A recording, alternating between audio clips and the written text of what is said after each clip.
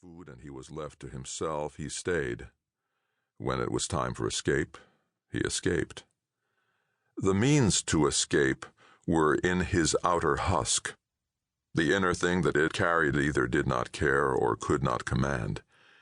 But when the time came, a guard or a warden would find himself face to face with the idiot, and the idiot's eyes, whose irises seemed on the trembling point of spinning like wheels.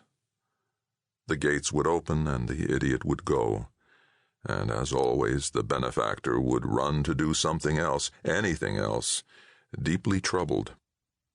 He was purely animal, a degrading thing to be among men. But most of the time he was an animal away from men. As an animal in the woods, he moved like an animal, beautifully. He killed like an animal, without hate and without joy. He ate like an animal, everything edible he could find, and he ate, when he could, only enough and never more. He slept like an animal, well and lightly, faced in the opposite direction from that of a man. For a man going to sleep is about to escape into it, while animals are prepared to escape out of it. He had an animal's maturity, in which the play of kittens and puppies no longer has a function. He was without humor and without joy. His spectrum lay between terror and contentment. He was 25 years old.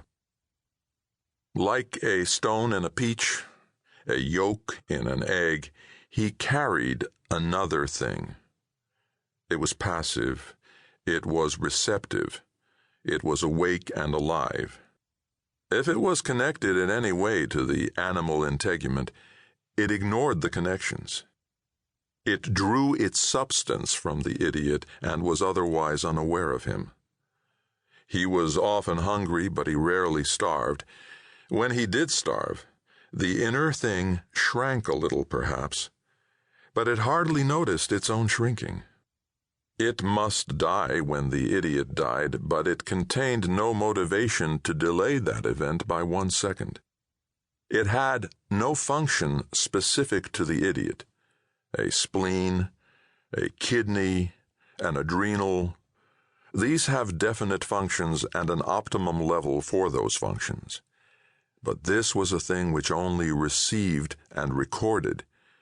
It did this without words, without a code system of any kind, without translation, without distortion, and without operable outgoing conduits. It took what it took and gave out nothing. All around it, to its special senses, was a murmur, a sending.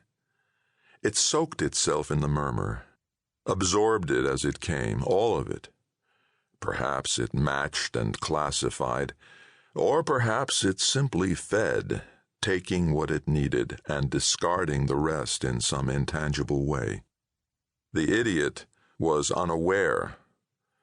The thing inside, without words, warm when the wet comes for a little, but not enough for long enough. Sadly, never dark again. A feeling of pleasure, a sense of subtle crushing, and take away the pink, the scratchy. Wait, you can go back. Yes, you can go back. Different, but almost as good. Sleep feelings. Yes, that's it. That's the, oh, alarm. You've gone too far. Come back. Come. A twisting, a sudden cessation, and one less voice. It all rushes up, faster, carrying me. Answer. No, nothing rushes. It's still. Something pulls you down onto it, that's all. Fury. They don't hear us. Stupid. They do. They don't. Only crying, only noises. Without words, though. Impression, depression, dialogue. Radiations of fear, tense fields of awareness, discontent.